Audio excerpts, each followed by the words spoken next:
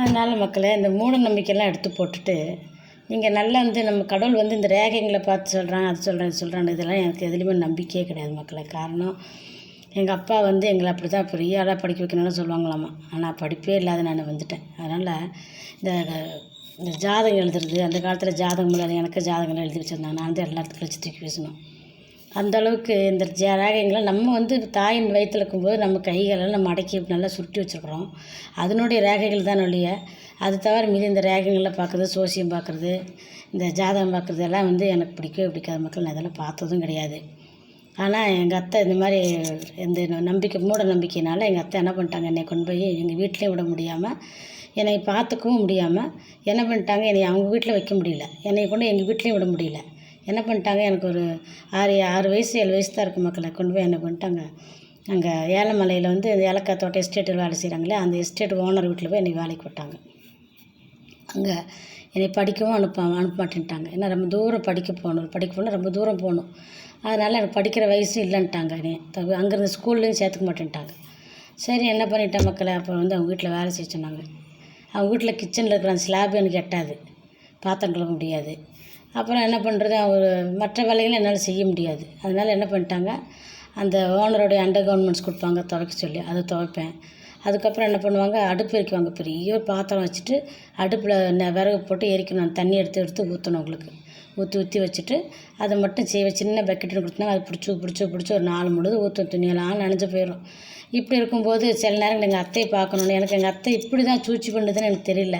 அக்கம் பக்கமெல்லாம் கொண்டு போய் விட்டுரு, இது வீட்டில் வைக்காதுன்னு சொல்லிட்டு எங்கள் அத்தை என்ன பண்ணிடுச்சு, என்னை போட்டு அடின்னு அடிச்சு.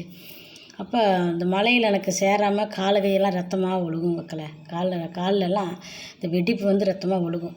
எங்கள் அத்தை வீட்டுக்கு போனால் என்னை அடித்து துரத்தி விட்ரும். நான் போய் அவங்க வீட்டில் போய் எடுத்துப்பேன். நைட்டில் தூங்கும்போது எனக்கு பயமாக இருக்கும். ஏன்னா எங்கள் அத்தை கூடயே இருந்தேன்னா சின்ன பிள்ளை தான், நான் தனியாக படுத்துக்கும் போது எனக்கு தூங்கவே முடியாது. அப்போ இந்த எஸ்டேட்டில் ஏலக்காய் வியாபாரிங்கள ஏலக்காய் வேலை செய்கிறாங்களா, கங்காணிங்கன்னு சொல்லுவாங்க. அவங்களால சூப்பர்வைசர் கங்காணி அவங்களாம் சொல்லுவாங்க, நீங்கள் பயப்படாதம்மா, நான் இங்கே தான் இருக்கிறோம், நாங்கள்லாம் உன்னை எட்டி பார்த்துக்குறோம் ஜன்னல் வழியாக, நீ தைரியமாக படுன்னு சொல்லுவாங்க. அந்த வீட்டுக்கெல்லாம் நிலையெல்லாம் உட்டாக தான் இருக்கும். அது கீழே தரையெல்லாம் உட்டு தான் போட்டிருப்பாங்க. உட்டு மீஸ் பலகை தான் போட்டிருப்பாங்க. அங்கே போய் நான் படுத்துக்குவேன் மக்களை. ஒரு சாதாரண ஒரு துணியை விரித்து அங்கே படுத்துட்டு இருந்தாலும் விடிய சுற்றி பார்ப்பேன். ஒன்றுமே இது இல்லாமல் அப்படியே தூங்கி குறையாக தூங்கி எழுந்திருப்பேன். காலையில் எழுந்திரிச்சி போய் சுடு தண்ணி வச்சு கொடுப்பேன்.